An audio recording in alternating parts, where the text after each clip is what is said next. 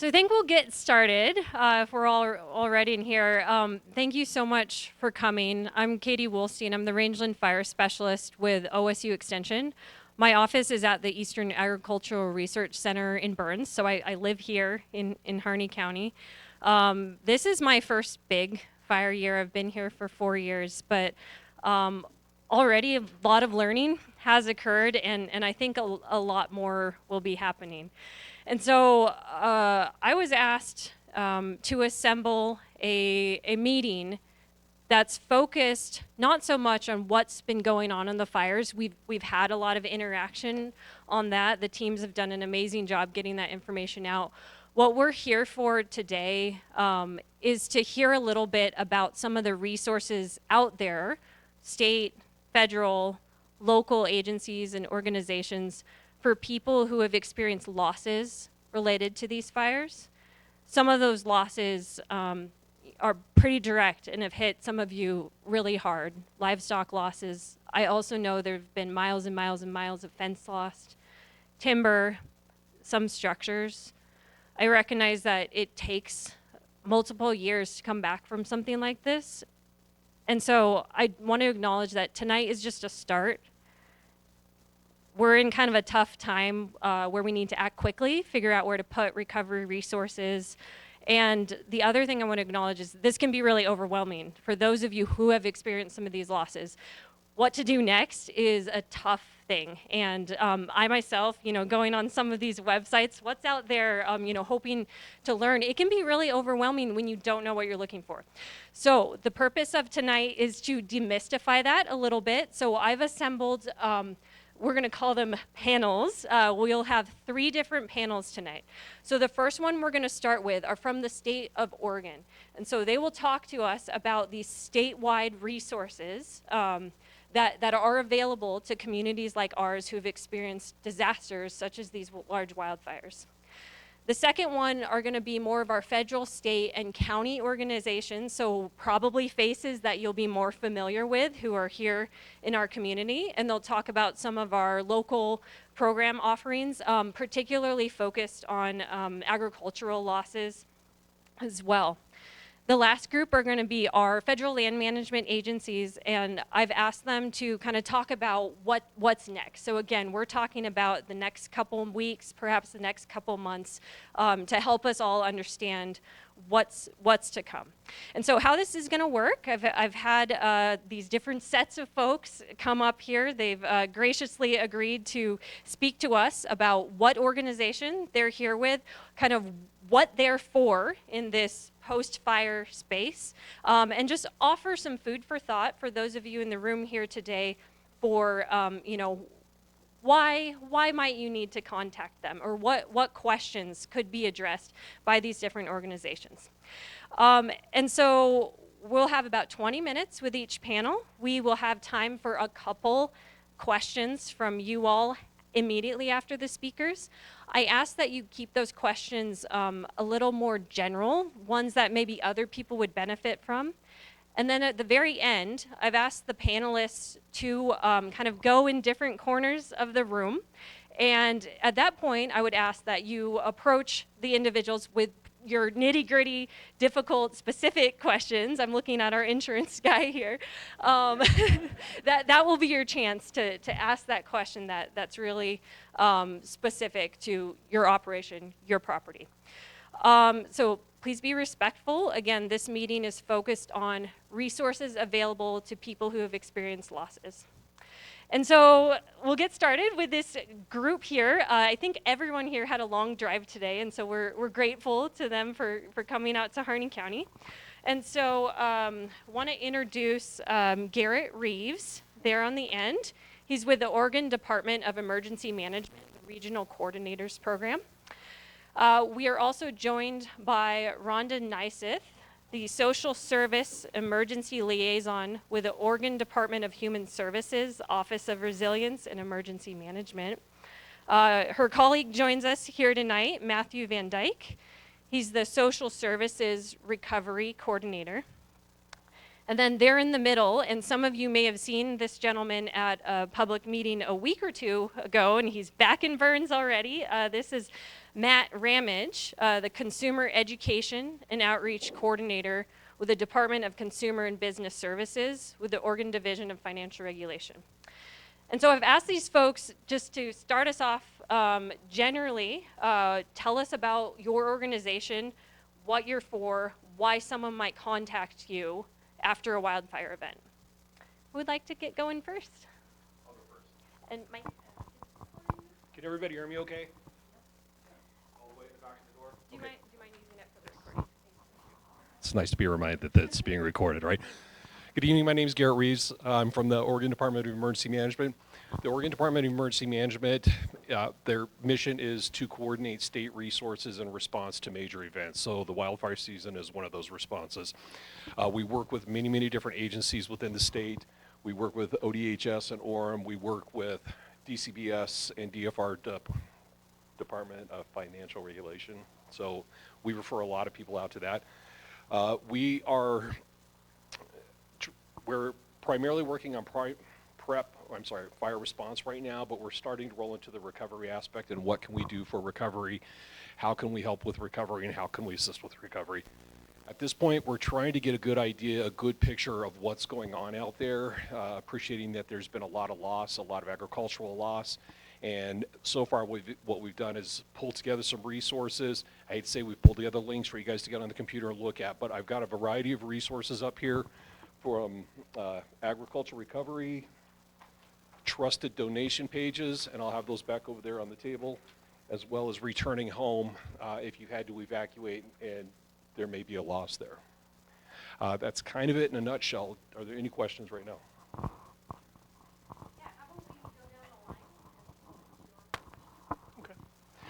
As Katie said, my name is Matt Ramage. I'm with the Division of Financial Regulation, and our function in the state is kind of twofold. One is that we are the department that licenses and regulates institutions like insurance agents and insurance companies, lenders, student loan providers, pawn shops, a whole litany of financial related services for consumers and businesses. And then we provide education and outreach to Oregonians, primarily because a lot of folks don't know kind of what their services are, and then they have problems with their providers. So we have an advocacy group as well that helps consumers help navigate when they interact with or start having those issues. We come to events like this, we do outreach, we go to wildfire community meetings, because you want people to understand that when they have insurance related issues, they have rights. You have a policy that has coverage, and we want you to understand that we don't want you to lose those rights, and we want to help you get the most out of them you possibly can. So we have a whole bunch of different resources we can kind of walk you through. We also know that there are probably a lot of questions about why are rates going up, why am I potentially getting non-renewed or canceled, or my insurance company stopped providing service at all in the area. Those are harder questions to answer because each consumer, each policy, each company is a bit different, but we do have information about that, and I'm happy to address those questions kind of on a one-on-one basis as well. But again, those are things that we do address. But again, want to make sure that we provide as much information as we can to help you navigate through a difficult process. Some key things are avoiding disaster scams. Happens a lot. Homes get damaged. Nefarious folks come in and try and pull off stuff and stick you. And you don't want that to happen to you. So we provide information about that. We also want to encourage you how you engage with your insurance companies. Things like, don't just rush in and start cleaning up stuff and then try and file a claim. That is going to create a storm of problems for you with your adjusters and likely get you in a situation where you get things rejected or just lengthen the process unnecessarily. I'm not going to tell you what you cannot do. I just want to make sure you understand that the general process of how you should try to engage. And again, happy to walk you through that. A lot of the documentation that we have will explain that as well, but sometimes face-to-face is a better way to do that. So please come to us or ask questions later about that. Okay. Hi, once again, my name is Rhonda Nyseth, and I work for the Oregon Department of Human Services Office of Resilience and Emergency Management. We are the fourth branch of DHS, and we were created in 2020 after the Labor Day wildfires, when we had 2,000 Oregonians sitting in a gymnasium that no longer had their homes. So our agency's mission is to reduce the impacts of disasters on Oregonians. And I come to you from the Klamath Basin, and the Klamath Basin is very similar to the Harney Basin. And I've done some other work as well here regarding some of your dry wells in the Harney Basin. And our work with OREM is to do, we call ourselves OREM, is to assist disaster survivors, not only during that evacuation process and sheltering portion, but then the return home to their properties, and if they lose those properties and their homes. So through that work, this will be my third recovery for a community impacted by wildfire. So we've been looking to identify homes or primary residences here in the area that have been impacted by wildfires. So if you have any friends or neighbors that have lost their primary residence as a result of these fires, please come talk to myself as well as my colleague. We really want to help work with those families, from the debris management to the cleanup to returning themselves back to their property and being able to make themselves sustainable until they're done with their rebuild. So if you have any questions, please come speak to me, and I'll let my coworker Matt introduce himself. Greetings, my name is Matthew Van Dyke. I'm with OREM. So I am the person who will be helping you navigate those situations, helping you connect the resources, being able to get into that nitty-gritty detail with you in order to help you during your recovery process, being able to connect you to local partners, state programs, federal programs when they become available, and making sure that even if you tell me that you don't want any assistance, I'm always the one going to keep you informed about those opportunities. I work at your guys' pace. I work as much as you guys want me to be involved. So I am here to work with you. And if you have anything, if you have any kind of questions or concerns, you know, when it comes to programs or things of that nature, you can always reach out and we'll get you to the best people we can. Yeah, thanks all of you for that quick introduction. And so I might just send it back down the line. What kinds of things do you wish people in Harney County ask you about? What are the kinds of things they might be needing to know out here?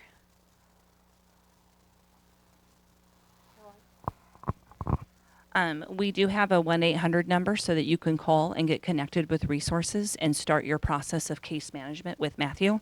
That number is 1-833-669-0554, and I have more flyers with that information over on the table.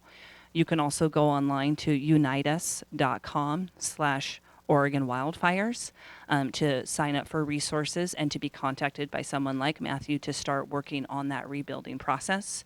I have managed a debris cleanup in the Klamath Basin before. Cleaning up your debris is the first step to being able to return to your homes. And a lot of folks don't realize what that process looks like. There's debris testing that needs to be done to make sure you're not handling asbestos or hazardous chemicals or anything that could negatively impact your health or the health of the landfill when it's taken there. Also, if you just load up your debris and put it in your dump trailer and haul it to the dump, they're going to turn you away if you don't have your testing done. And that is something that we can help guide you through on how to do that process. Metal recyclers are available. Most people don't realize that batteries in cars, a burned up car still has a leaking battery. I didn't even know that. I would have thought the batteries burned up, but apparently they don't. And there are certain ways to recycle that material as well and dispose of it properly and safely. So that is some of the experience I have in regard to your debris removal so that you can start working on returning home. Matt, where are you located from? I know she's from Climate Falls. We won't, hold that against her. So the question was, where am I currently located? I live out of the Cottage Grove area, which is off the I-5 corridor. So with that being said, I do enjoy driving. So if you need to see me face to face, we schedule that. I come see you. There's never going to be a barrier about the distance, about me not showing up at your door when you need me. Thank you for calling me out from being from Klamath. But you know, Klamath and Burns is actually very similar. We have the same beliefs, core values, and home values, right? And I understand that everyone here wants to be returned to their land. So if anybody cannot return to their land, please reach out to us so that we can return you to your land, because I realize you don't want to stay in hotels. You belong to the land belongs to you, the land is a part of you, and I very deeply understand that for you. And so it is my goal to help guide you through that process so that you can return to your land as quickly as possible. And honestly, in my last debris cleanup, we got people home within 100 days, and our race was to beat the snow, and we beat the snow, and those people got to live on their land that winter. So that's our goal for you as well. To piggyback on what Rhonda had said, with respect to debris removal, most all home policies are going to have coverage for debris removal at certain levels. Oftentimes it's $10,000. It could be higher depending on how the policy is written. So you do want to take a look at that because it's a pretty significant amount of money if you start putting that out of pocket yourself. So you do want to leverage your insurance policy, but you do want to be working with your adjuster to make sure that you're getting those things signed off on. The other thing, and she did mention this, is that if you are unable to be in your home and you're staying in an apartment or a hotel, policies have what's called additional living expenses, and you do want to be looking at that and potentially looking and making claims with respect to that. Again, I'm not telling you you should or you shouldn't, but it's a benefit that's part of your homeowners or renters policies. The only thing I would encourage you to look at is at the total value of a claim versus your deductible. And this is just sort of financial one-on-one. If the claim is close to the deductible, don't do it. If the claim is way higher than deductible, that makes sense. But it's there. And so know that you're going to have access to living expenses, meals, laundry, boarding of animals, transportation costs if you're going to be a lot further away from where you used to live to get to your work location. Those are legitimate things that would be covered under additional living expenses, or what's called ALE in a homeowner's policy. And if you're getting the runaround from the company, we have our advocates, and I want you all to grab one of these brochures on the back, and you can reach out to our advocates. They can help you navigate that process. All of our team members have prior experience either directly as insurance agents or in underwriting, and they have specialties in many cases working in property and casualty, which is home and auto insurance, or in some cases underwriting or business commercial insurance. So you're going to get someone who's going to have experience dealing with your particular issue, depending on what it might be. Again, I'll say that OEM is a coordinating agency, so the easiest thing I can say is we would help fill the gaps that aren't here right now. So I don't want to ask what your loss was or what your expected loss is. I kind of, as an agency, would like to hear what your experience has been. I know that we have Orem here, we have DFR here. Those are two big, helpful organizations when it comes to disasters like that. With that said, OEM is more the jack of all trades, master of none, getting you connected to that person that we weren't specifically able to get you connected to. Just very, very broad. Yeah, thank you all. So we have about 10 minutes before I'm going to usher you off. And so now's our chance. Broad questions from the audience. I might get in there and kick it off. So this one was relayed to me by Harney County Emergency Manager earlier today. There was a question about why would I need a damage assessment? Why would I need that right now? Garrett wants this.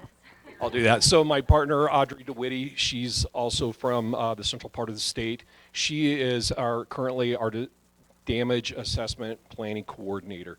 So it's important to know what the damage is, how to identify the damage, what level of damage that is.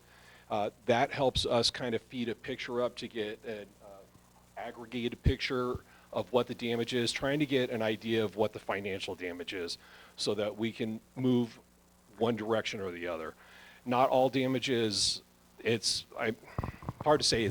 I walk up to a house and it's burnt down, it's clearly damaged, it's clearly destroyed, but there's other criteria and different levels of damage on a house. So there is some training coming for the community on how to do those damage assessments, what to look for and what to ask for. Questions? From the audience. Yeah, let me give you the mic. So are the damage assessments or damage claims only on structures, or are you talking about broad picture?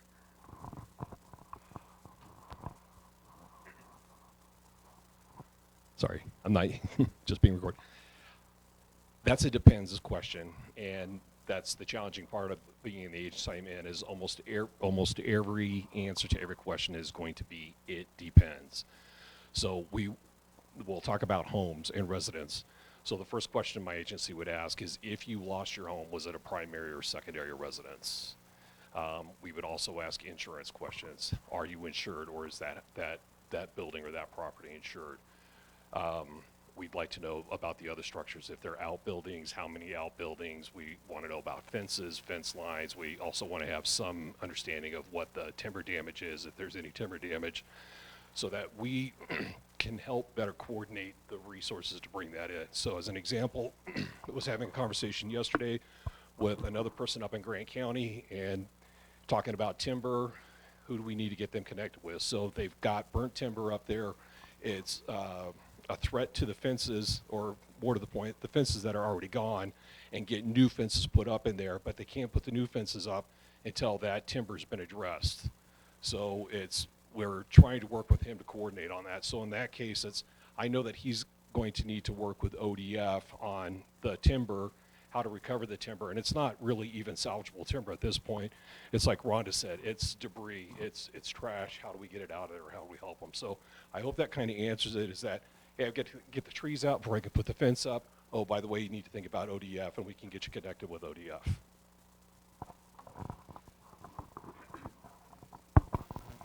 Was everyone able to Hello? hear that? Okay. Also, Questions? Or also, another thing that homeowners don't realize is that their wells may be impacted due to the wildfire. So your well could be contaminated from the above ground influence of the debris trickling down into your water table. So water testing is very important. Your septic system can also be damaged. They can melt or be impacted by the wildfire, and folks don't realize that's also. So there's also programs for that.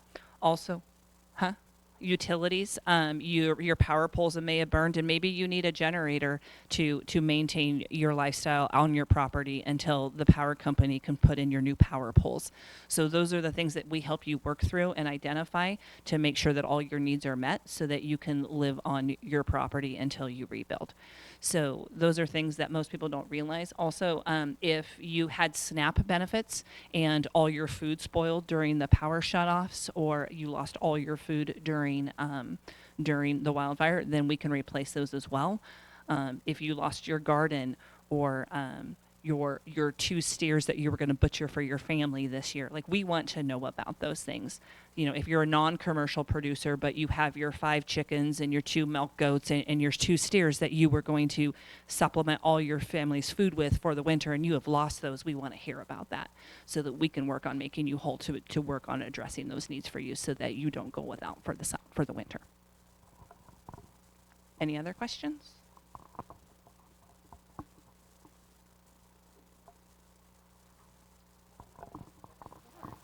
We have yet to identify anyone here that has lost a primary residence. So if you do know of anybody, or you have lost your primary residence, please come talk to me today, because we really want to find you to make sure that we can start helping those folks. Okay, so just one more clarifying question. So some of the bigger losses that we've had are livestock losses and pasture losses, and that can go on into the future. Is that part of this assessment also, or is that going to be through a different program? That's going to be through a variety of programs. So that was the meeting I was on yesterday. There was some state partners and there were some federal partners on there. So I don't know how many people in here are aware, but the governor has sent a letter up to the Secretary of Agriculture, the U.S. Department of Agriculture, for a variety of requests on disaster assistance. So grazing is one of those. Reseeding is another one. So there's going to be a variety of agencies involved with that. And yeah, does that answer your question? how would we hear about it? Wow, what a good question. I'll say it is, we're taking information from so many different agencies right now, and that's not a complaint. That's just saying we're getting a lot of information from a lot of different agencies, a lot of different sources, a lot of different resources. So we've gotten information. I've heard information from U.S. Department of Agriculture, Oregon Agriculture, NCRS, is that correct? Rural Development. I mean, I've gotten a lot of information, so we're trying to bring that information together so that we can get one place to get the assistance out. So one of the best places to go right now is wildfire.gov, or I'm sorry, Oregon.gov. Yep. Nope, there's another one too. Yep, hold on. Yep. I've got it on one of my handouts back there, but there are wildfire resources. So there's going to be individual resources. There's livestock, agricultural resources on there too. Again, it's all links to that, and which kind of will get you in the right direction. We're trying to collate that information, get it up onto one page in particular. If you go to oregon.gov/OEM, right at the top banner on there, there's wildfire resources, and that will link into that wildfire page, resource page.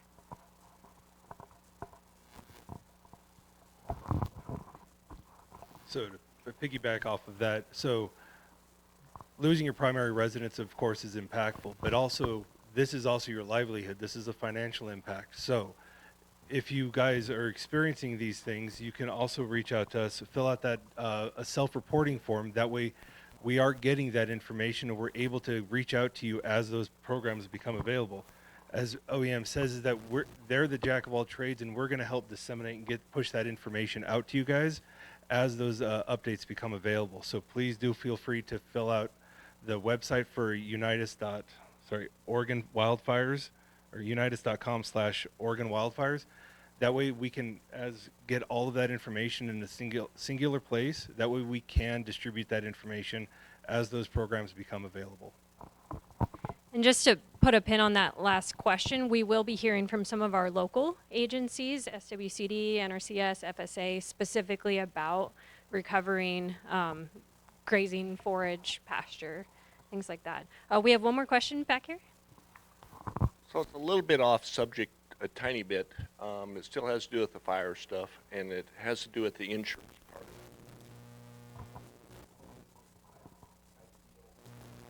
I can't get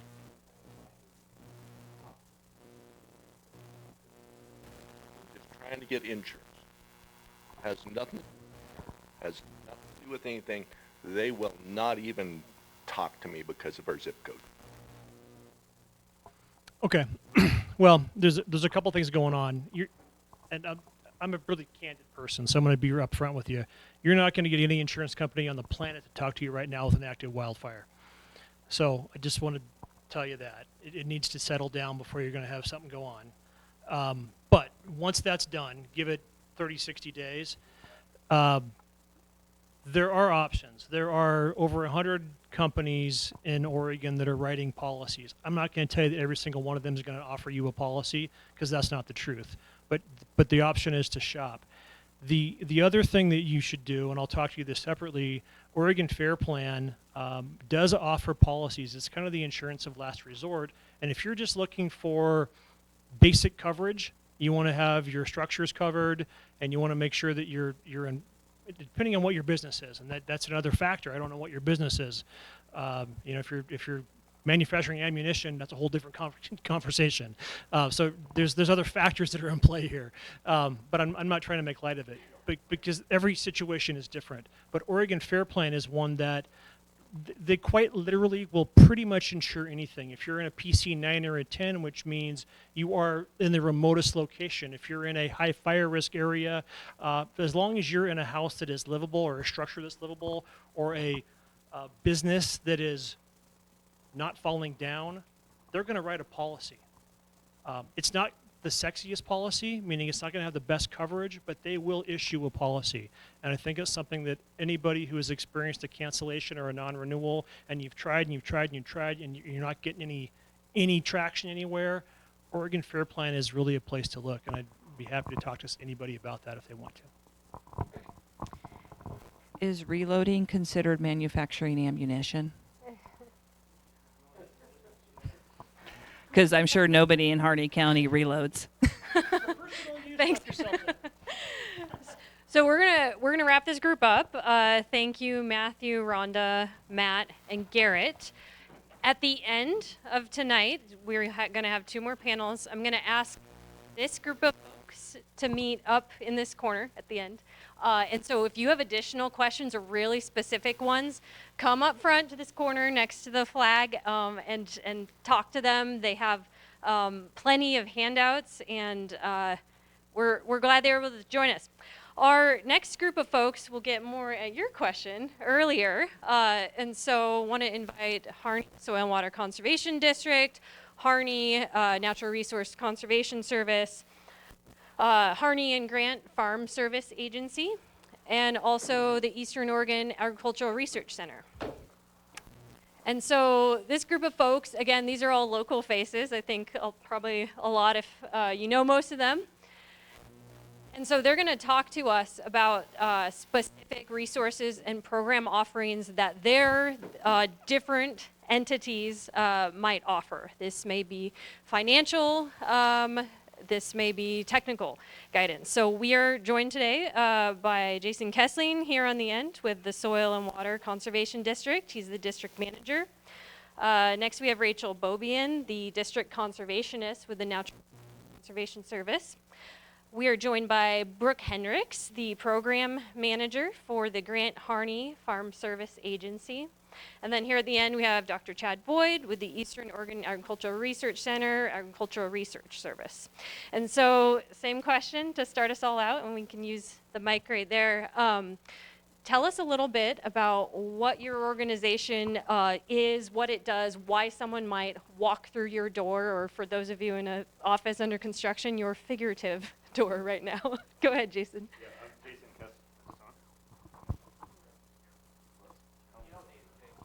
Jason Kessling. He's really good at his job otherwise. I'm Jason Kessling. I'm the district manager for Harney SWCD.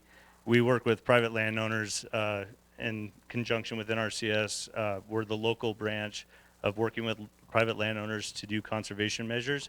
I know a lot of you guys in the room, you guys have and worked with the SWCD in the past. One of our biggest goals is to help with conservation measures on your property, so that water developments, fencing, grazing management, weed management. Tyler Goss is in the center of the room here. He's with the cooperative weed management area. Under the SWCD, we try to tackle the annual grasses to shorten this cycle of fire return. So we're here to help. We're a resource. We look for state and federal funds that we can bring to the community to help you with your conservation needs. We are working currently with OWEB, the governor's office, Oregon Association of Conservation Districts, to try to identify a plan going forward with, in conjunction with these 3 agencies, to figure out where we're going to put what resources are needed and where we can fill in the gaps. So the federal people, they always have very specific tasks. The SWCD tries to fill in the gaps where the feds don't match up.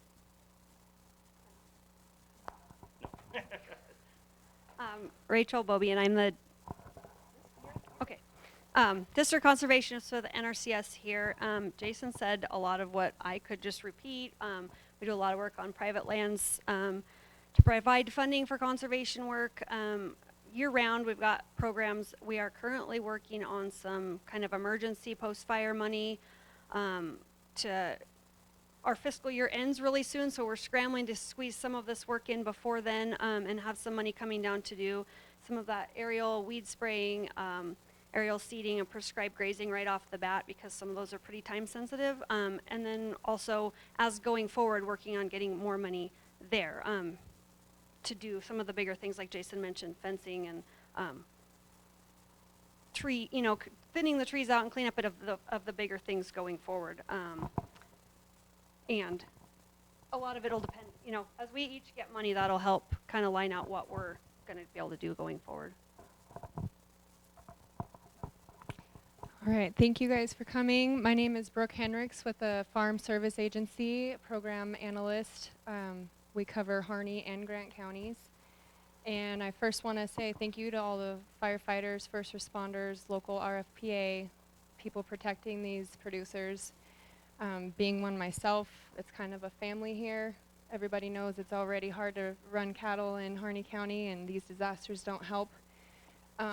We're just finishing, last year's winter storm disasters, so it's just one after the next. Keep in mind that we have your best interest at stake, and we will put you in for everything possible to help benefit you to come back from something like this.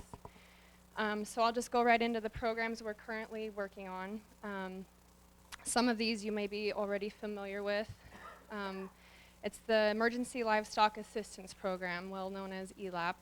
Basically, this is for additional feed purchases above normal. So you guys are getting kicked off your BLM, you're coming home early, already grazing your meadows, you're gonna have to buy some extra feed.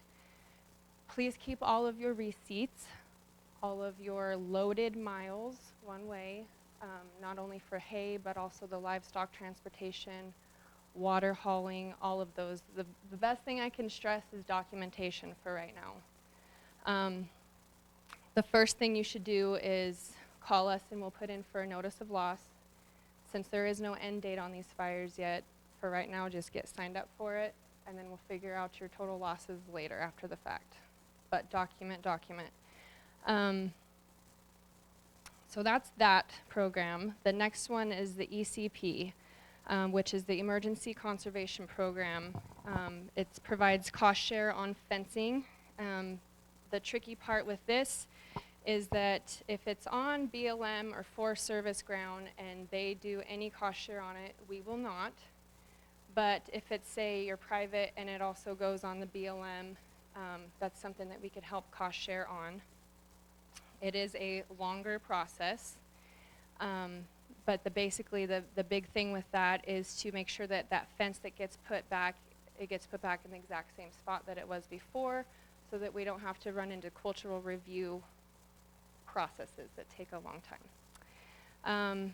The next one I want to talk about is the Livestock Indemnity Program. Like I said, the last year's winter storm. It's the same program, but now the cause is from the fires. So most of the people that we know were close to the Falls Fire and the telephone fire, we tried to reach out to already because we know that first and foremost their safety is important, but they're busy getting their cows off and they're not necessarily worried about getting their paperwork done. So we were trying to reach out to them first, get them put in for a notice of loss, and then, like I said, later we'll tally up the losses, and most of them don't even know how many they've lost yet.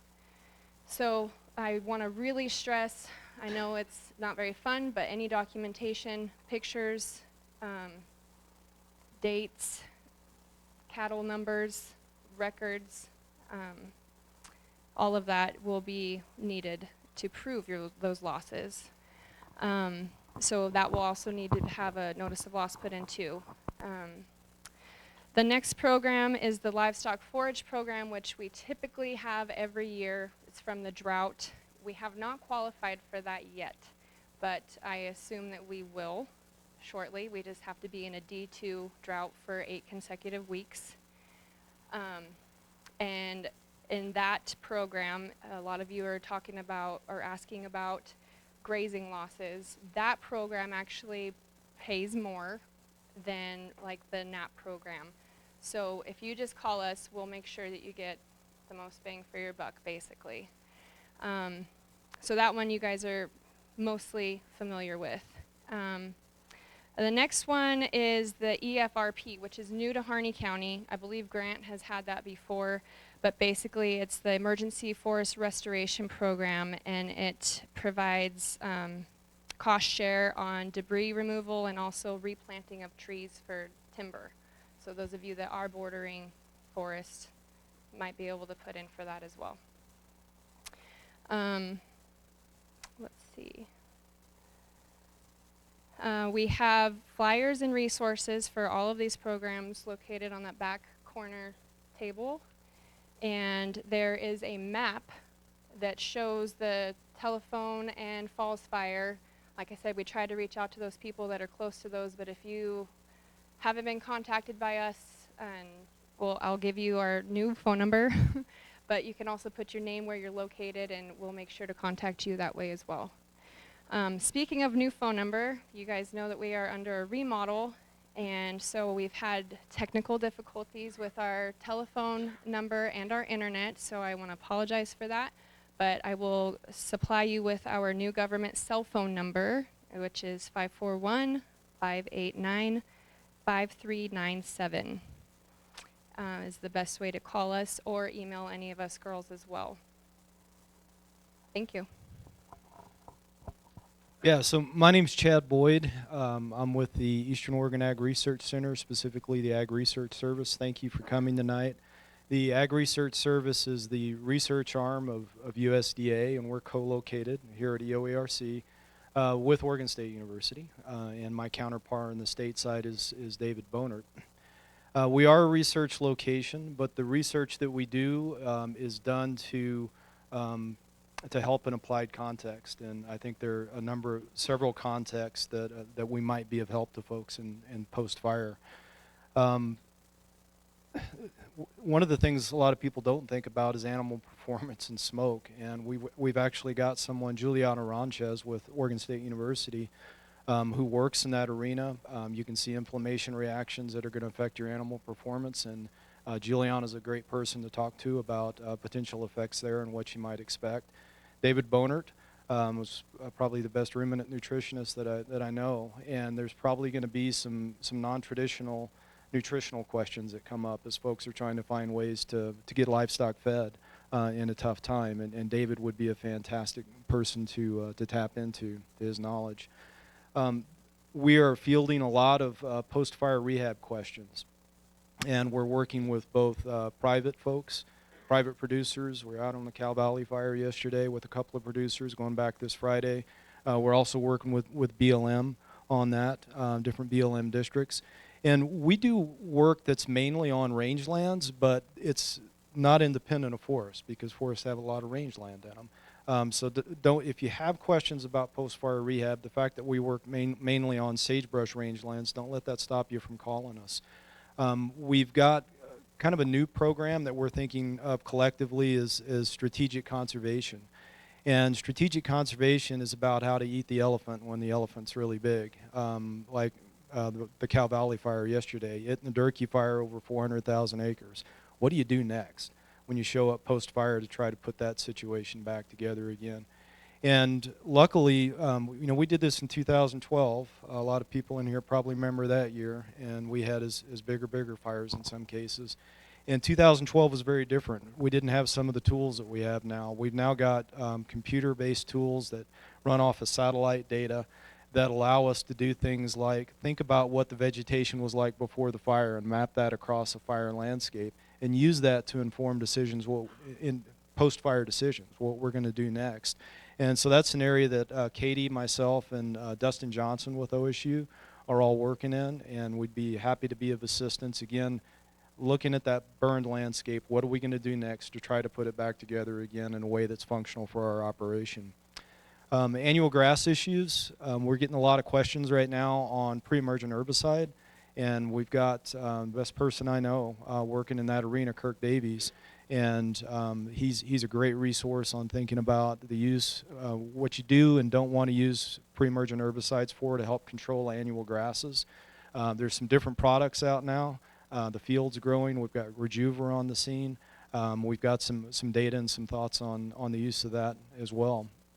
Stella Copeland is really good with reseeding issues. She's worked quite a bit in that area, and questions like native versus non-native. Where do you put native seed? Where shouldn't you put native seed? Where do you just need to contain a problem using aggressive non-native perennials like crested wheatgrass and Siberian wheatgrass? Those are questions we think a lot about, and we do a lot of research in those areas. John Bates, if you've got areas that were juniper before the fire, those can sometimes have some different post-fire treatments. They burn a little differently than sagebrush rangelands.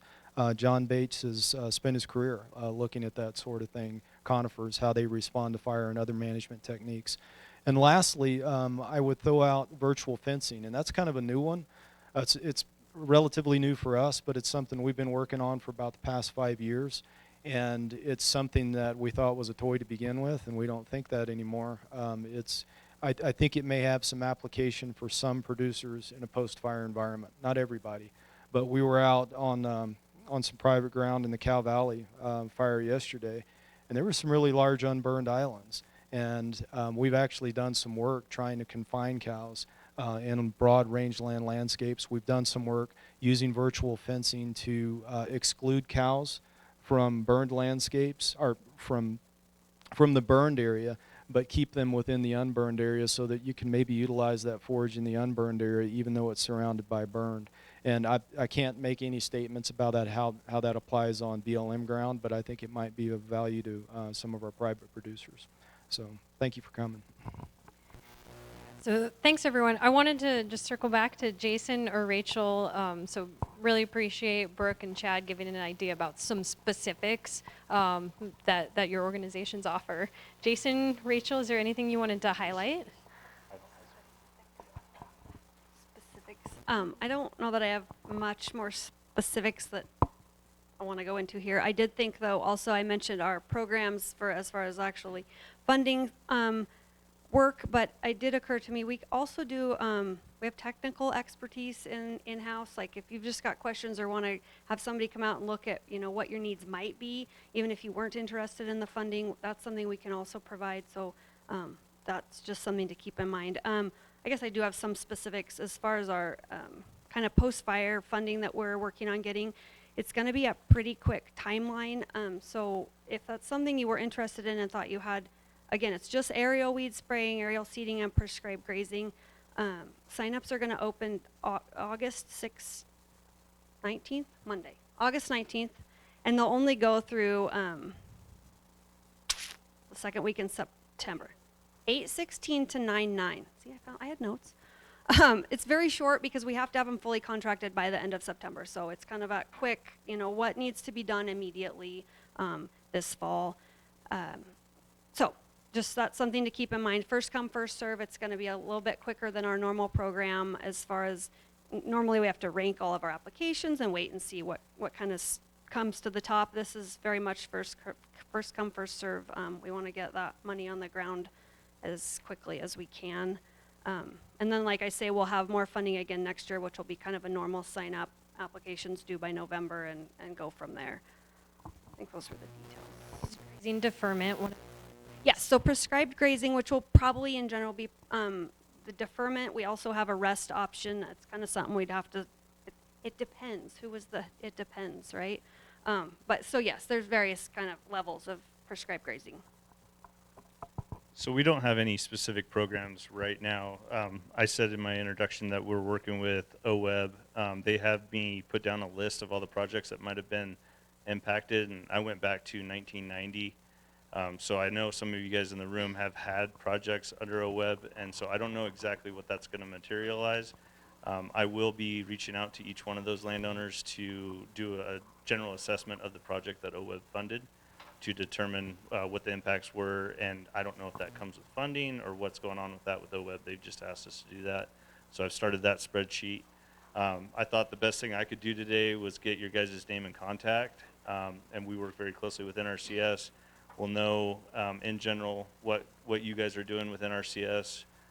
If you guys identify yourself on this, some of you already have identified yourself to me as well, so you don't have to double write this down if you don't want to.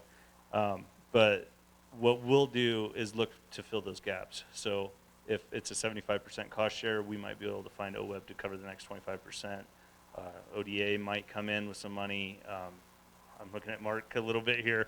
I don't know exactly what will come down out of the legislative stuff. I hear rumblings from Oregon Conservation Association, or excuse me, Oregon Conservation Association District, no. OACD, yeah, sorry, dyslexic today. So I think there's going to be some money. Hopefully there's some in 24, but I think we'll see more in 25. So one thing I wanted to highlight, I've not only spoken with Jason following these fires, but also Grant County's district director. and one need that I've kind of picked up from those conversations is their offices, and I think this also applies to probably NRCS as well. They just need to know what you all need, what the losses have been like, so that when they are putting forth programs in the future, they have information, they have data to support why those are needs. And so maybe what's going on at your place doesn't perfectly fit in some current program offerings, but I would suggest that they call your offices to relay that information. So in general, that's a good rule of thumb with the SWCD. We keep a running tab, a list that we share between all our staff. We put your name down. It's not a first come, first serve. It's, you know, can we fit this round circle into a square peg and get you guys funding to do the project you guys are interested to do versus what the funding that we can find to do similar activities. So we're pretty savvy on trying to figure out how to find you guys resources to do good for Harney County, essentially. And then one other thing, and then I promise you can get some questions in.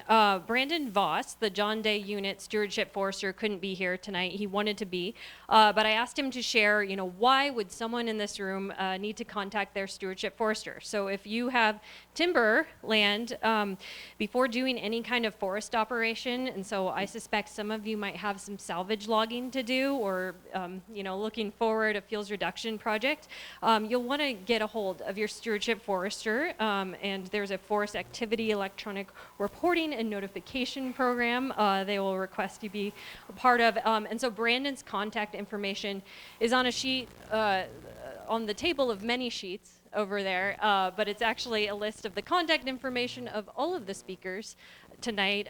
If you have trouble tracking that down, get a hold of me and we'll connect you with Brandon.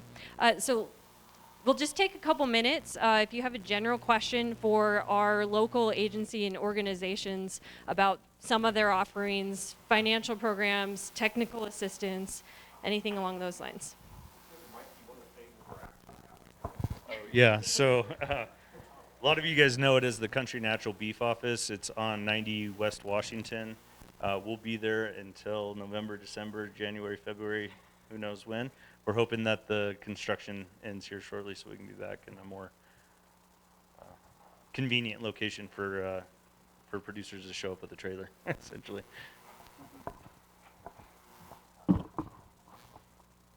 Any questions right now?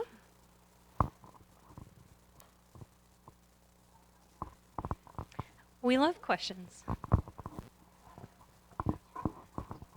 So I'm just wondering, we got all new tools, Chad. We've got maybe an opportunity to get a jump on doing something smart for a change. We've got a lot of dozer lines that could potentially be fuel breaks in the future. Maybe we think about seeding those as fuel breaks, maybe with crested wheatgrass so they keep the fires at bay in the future. You know, rehab some of that dirt, and maybe we start using some of the computer-generated information to see, like, where are the hot spots that maybe could be seeded aerially without having to seed stuff that doesn't necessarily need it. Maybe that would be a nice package deal that we could think about, do something different for a change. Yeah, and you're right. It is a different world. It's a different world than it was 3 years ago in our field, and it's I'm having trouble keeping up. We hire people to keep up, but yeah, I think we can do those things, and you know there are ongoing efforts right now in the community with the Wildfire Collaborative, for example, through HDP. To think about how we can partition the landscape up, particularly in sagebrush landscapes right now. Partition the landscape up with potential control lines, potential control locations, fuel breaks that surround what we call pods, you know, or that are areas that we're going to think about fuels management within. What's the fuel loading and how does the fuels need to be managed? But yeah, certainly planting those areas that have been dozer lines for the fires that we're experiencing now in crested wheatgrass. Be a smart play. Yeah. So as part of the OWEB review, I guess, we would like to, the SWCD would like to put together what were the treatments, how long ago were they, how effective were they, and what did the fire intensity look like? So we have better documentation about, is this working in our county? Is this the right method? Are we doing the correct thing? And I'm sure we'll be working with Chad and others on and assessing those impacts. Thanks for the. Do we have one more from anyone?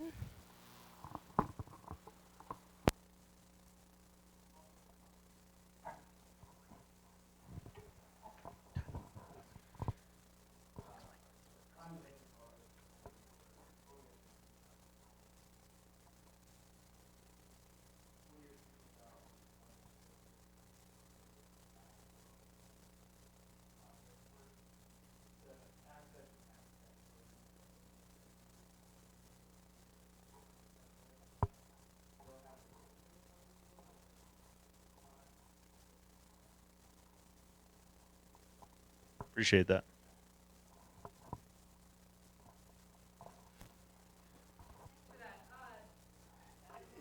Yeah, Leslie's got me thinking. And I think another thing that's kind of, it's not new, but we've got tools that help support it, is thinking about where we put resources and maybe where we don't put resources, where we allow for natural recovery. And that's something that these geospatial layers, it sounds highly technical, it is, but really they allow us to just reconstruct what it looked like before the fire, and where are those areas that maybe we should leave alone, and leave resources left over to really invest in areas where we do need to put seed in the ground, that sort of thing. So probably part of much bigger conversations that are likely going to need to unfold over a bunch of years. So thank you to our panelists. Would they like me to pass this around now, or Let's circulate it now while you have a captive audience. So thank you, SWCD, NRCS, FSA, and EOARC, ARS. These folks, at the end, are going to gather in front of the exit. I don't know if there's a fire marshal here, but right here where Lauren and Alex are. So if you have questions about these offerings, all those good FSA programs, please go see those folks there. So thank you all. The last group are going to be our federal land management agencies. And so I will invite our BLM and Forest Service representatives up here.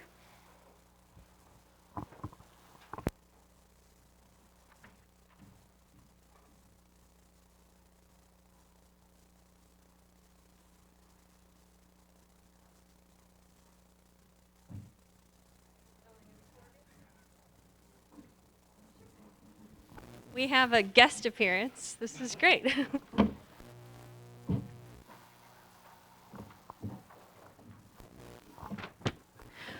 Well, thank you all. So a lot of what we heard from that last group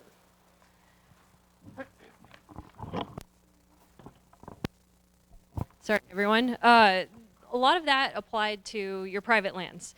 We recognize that a lot of you also might graze on public lands, play on public lands, and so we've invited folks from the Bureau of Land Management, as well as the Forest Service, and then bonus, U.S. Fish and Wildlife Service down there at the end, the Malheur National Wildlife Refuge, to tell us a little bit about kind of the path forward, what you all are thinking about in the next several weeks. And so here on the end, we have Don Rotel with the Bureau of Land Management. We also have Lisa Foster, who's a botanist and the Emergency Stabilization Rehabilitation Coordinator with the Bureau of Land Management. Josh Giles, with the U.S. Forest Service, the Malheur National Forest Service. And then there at the end, Jess Wennick, so close, with the Malheur National Wildlife Refuge. So I'm going to leave it open to you all, kind of next steps that you'd like the folks here in the room to be aware of. How are we moving forward?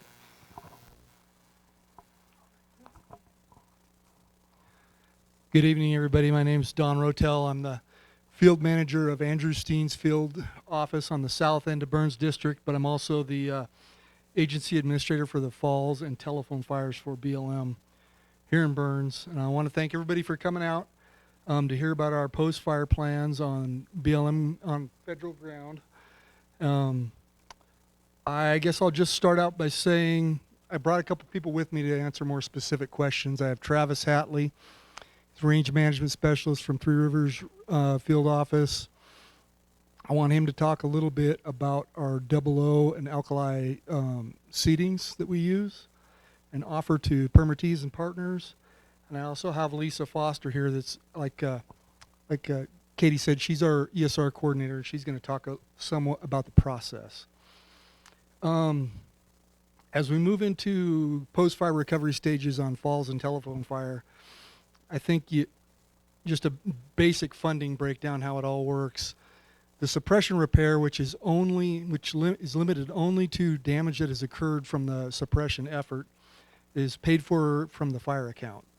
So that'll be the first stage of our post-fire activity, is creating a suppression repair plan and hopefully having that implemented sometime this fall. Once we get a little bit of moisture and can really get work on roads and pull in dozer line in a better way. After that, we go into our emergency stabilization phase, which is the first phase of post-fire recovery, and that addresses threats to human life and safety, as well as invasive species threats, and a couple other things that I'm sure Lisa will remind me of. And then the last part is BAR, burned area rehabilitation. That's a 4-year phase, and that addresses things that are unlikely to recover on their own. So it's a little different. It can involve like damaged range improvements and things like that, as well as possibly some things like shrub planting. Any areas that are unlikely to recover on their own can be addressed with that BAR account. And so with that, I'm going to turn it over to Lisa and talk a little bit about ESR, and then I want to turn it back to Travis, and we'll talk about the flexibility that we have with permittees and other partners down on our seedings. All right, thanks, Don. So first off, I want to tie into what the previous, the last question in the previous panel about seeding some of the dozer line to potentially be control lines in the future. And for some of the stuff in Falls and Telephone, we are currently planning on using a non-native lower fuel mix to try to make that happen, mostly the lower elevation areas, the less productive sites. And those are the areas that are going to be more susceptible to annual grass invasion as well, so kind of a double purpose. And then in terms of ESR, I think Don did a good job describing the basics. Our our emergency stabilization treatments can be a little more broad if we can justify that they're contributing to the stabilization of soil, vegetation, and human life and safety. So that can include things like aerial weed spraying, sometimes drill or aerial seeding, depending on the purpose. Temporary fencing, or we are looking into virtual fencing to use as temporary fencing to help with those like first year transitions in range management. And then things like catchment construction for erosion prevention and reservoir clean out for erosion prevention. That's mostly rangeland stuff. On the forest land side of things, hazard tree felling, some more erosion control measures, erosion prevention seeding, and some more weed treatment, mostly ground, less aerial in that aspect. And for the burned area rehabilitation part of it, that's where all your allotment and pasture boundary fences come into it, rebuild, repair, water developments, additional reservoir and catchment clean out to follow up after however many years. continued weed monitoring and follow-up treatments, and additional seeding as well, more targeted seeding, and just more seeding in general, both aerial and drilled, just depending on the sites. And like Chad said, it can really vary. We can vary between sites that are more resilient and might come back and weren't burned as hot, versus sites that are much more susceptible to annual invasive grasses, or burned with higher severity and might not come back. So we have a lot of options. It also includes tree planting for forested lands. I think that's pretty much, and shrub planting. Yeah.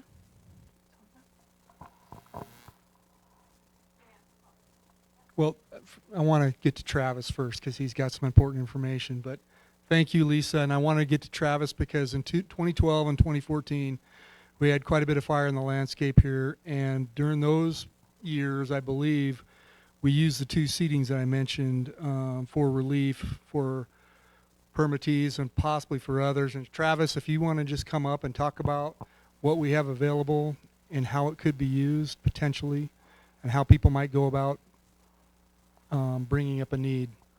Be good.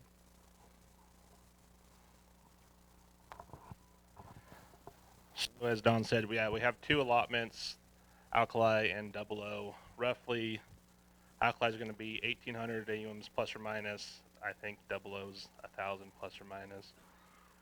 BLM permittees, we typically use those for displacement, whether it's via wildfire or project work. We do stuff been doing in Druzy, juniper cutting, and people displaced for those measures have been put there. But the next couple of years, they are open and available.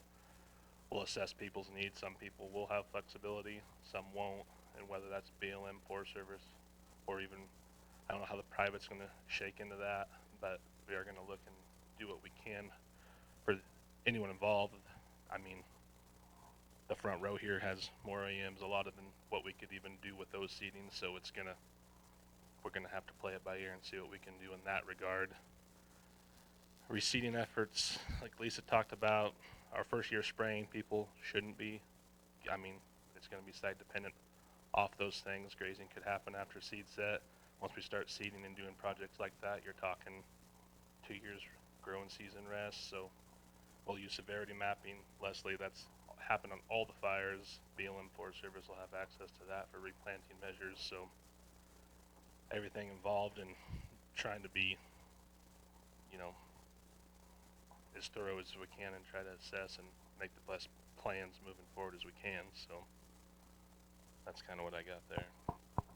Appreciate it, Travis. I think that's all we got for this part of it, Katie. Okay, so we've heard from the BLM. We're going to hear a little bit from the Forest Service and then the Wildlife Refuge. And then we'll have some brief questions, and then we'll do kind of the breakout. So hang in there. I know it's been a lot of sitting.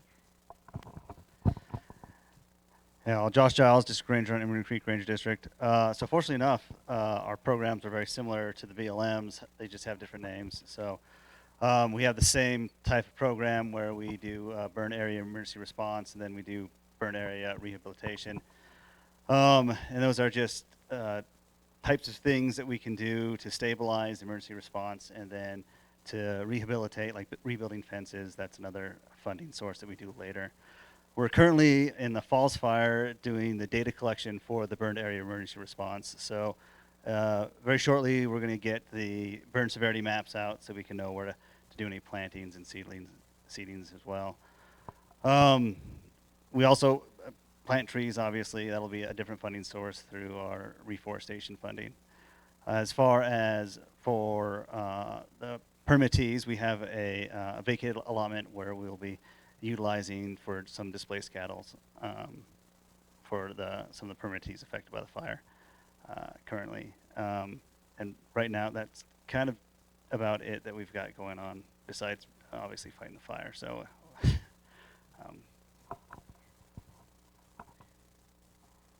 Yeah, thanks for that, Josh. Just to give Jess a little introduction, I think you're going to fill us in on something a little bit different because the refuge did not burn in this fire, and some of you may be wondering what Jess is doing here. Go ahead. Great lead in. So yeah, the refuge is not anywhere near the forest, but the refuge is a part of this community. And as soon as we realized how big the Falls fire was getting, even before the telephone fire had begun, we were trying to figure out how we might be able to help because we knew that the impact was going to be enormous. And so this year, we were able to figure out a way to take on a temporary permittee on about roughly 1,000 AUMs of rake bunch for this winter. And so we brought that forward at an interagency meeting with the BLM and the Forest Service and asked the agencies to identify those who are to bring people to us that are impacted by the fire. So we're not fielding calls from individuals throughout the community. This is only year one. We've got 1,000 AUMs. We're able to figure out about 200 ton of hay that people may or may not be interested in, refuge hay. But we know that there's still a year 2 and likely a year 3 of impacts.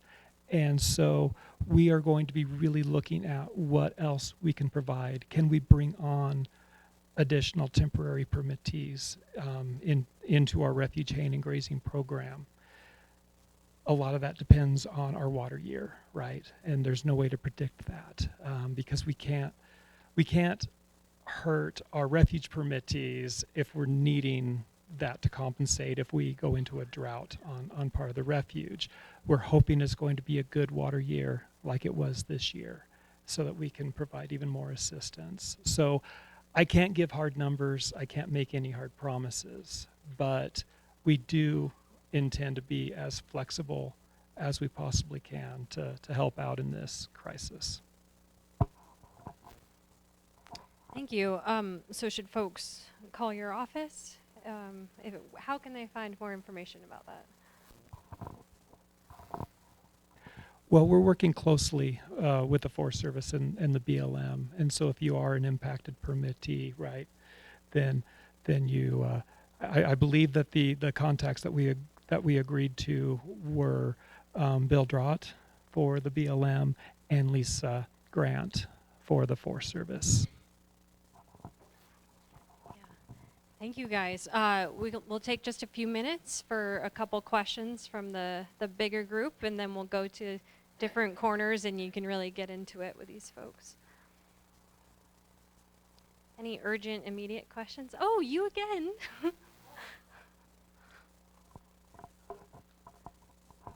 So, hey, Jess, this might be a really great opportunity for virtual fencing on the refuge to keep the cows where they need to be and not smear weedy hay around.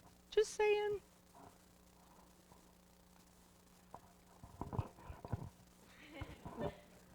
And we love creative suggestions. Yeah, Jack. So when you read of the airlines and so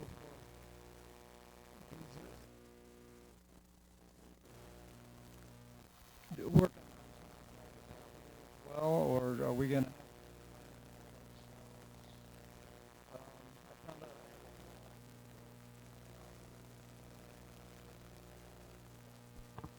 How is that handled? If it was created by the fire for suppression of the fire, the agency will pay to rehab those lines. Great. That was a good question.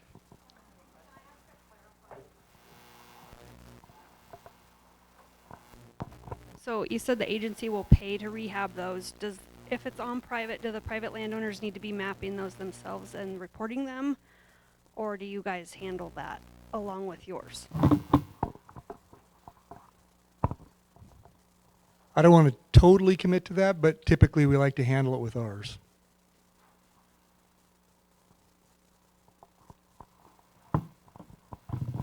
Will there have to be NEPA done before grazing happens again on either the BLM or the forest?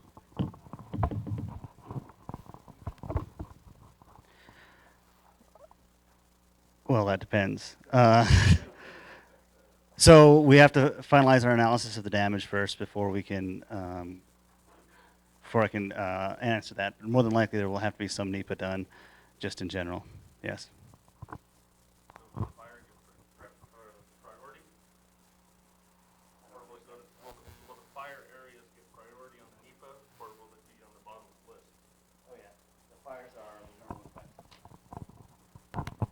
Yes, the fires are our number one priority at this point in time now, and for quite some time. For BLM, I'd say we're looking at a couple different approaches. We have some things where we wouldn't have to do a full EA. We could do just a determination of NEPA adequacy using our weeds EA that Leslie's familiar with, and we can get some get the pre-emergent herbicide on the ground year one, and then we may choose to do some more NEPA so we can potentially use Rejuvra, as Chad described, on some other areas. So we've asked for support from some burned area emergency response team members. They're all other BLM employees, and hopefully that gives us some more ability to do some NEPA if we choose to go that direction.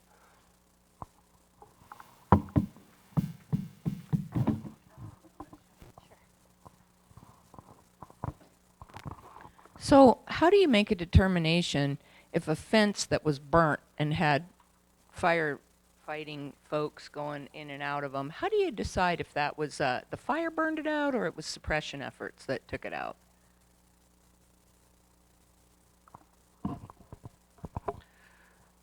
Well, we can't always decide that, but normally we know where our burnout operations occurred, and so we have a pretty good idea of the progression between where the fire progressed and where we did the burnout operations, and so we have to make kind of some judgment calls on that. As far as like where we cut fences and things like that, I mean it's pretty obvious. We usually know that we cut the fences instead of burn them for repair. And then we have different options for replacing the fences. So where it would be something that we did, like an action like a burnout operation, that'd be part of the fire payment. And then if it was a fence that burned up because of just wildfire activities, then that's bar. And so we have funding mechanisms to replace both of those types of fences, no matter what they got burned up by.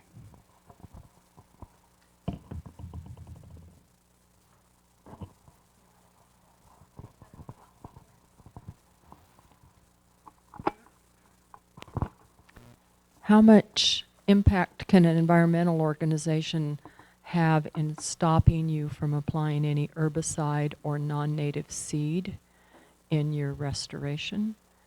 And what are your plans for reducing the fuel load that's going to be on the ground and just create another catastrophic fire in 10 to 15 more years?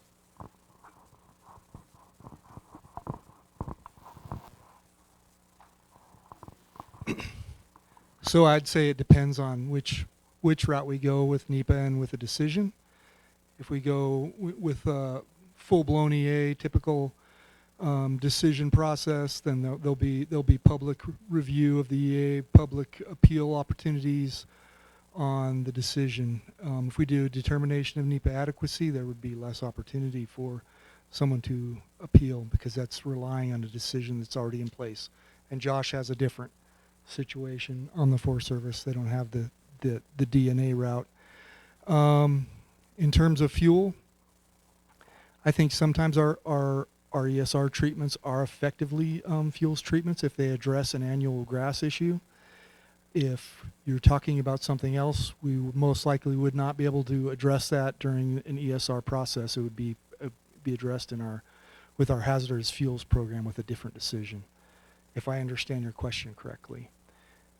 But if you're talking about the threat of annual grasses, invasive annual grasses, and the fuels hazard that presents, then I think if we are successful with ESR, with the combination of herbicide and getting perennial species in the ground, I think that will have a lot of benefits as a fuels treatment in itself.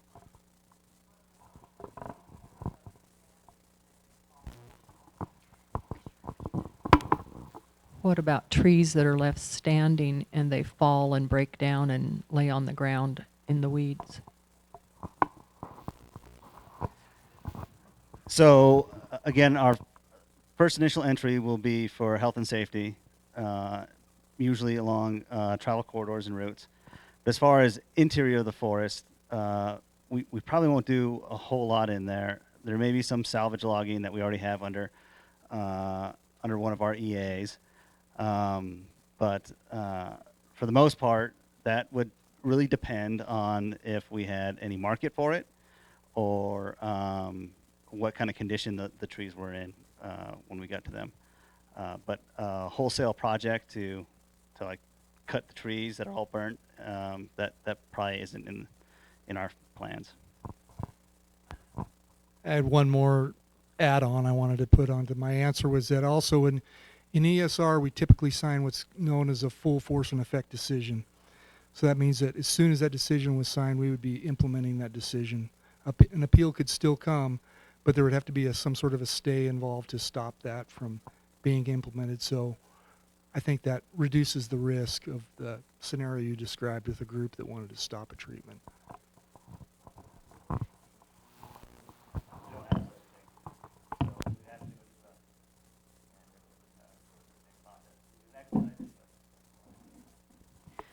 So I know conversation, probably not the last. And so let's move on. Thank you all for sitting here for so long. Go ahead. Before we move on, just real quick, first I want to thank Katie and Eastern Organic Research Center for putting this on. Thank you. Secondly, I think I know most of you, Mark Owens, state rep, for here. A lot of alphabet soup today. Got a lot of partners here that want it. If you don't get your answer question today, call me. 589-2379. 2379. If not, I'll give you my email address also, rep, markowens@oregonlegislature.gov. Myself or my office can help coordinate with the state agencies. I know all these ladies and gentlemen up here, anybody else. So if you don't feel comfortable talking to small groups or publicly, get a hold of me. The last 3 weeks, we can help you. Thank you, sir. Thank you to all of our panelists today. We will release thank you BLM, Forest Service, Malheur National Wildlife Refuge. These folks will be in the corner in front of the kitchen over here for your one-on-one questions. So now feel free to pick your corner of choice, grab a cookie, grab a handout, and ask all those tough questions. Thanks, everyone.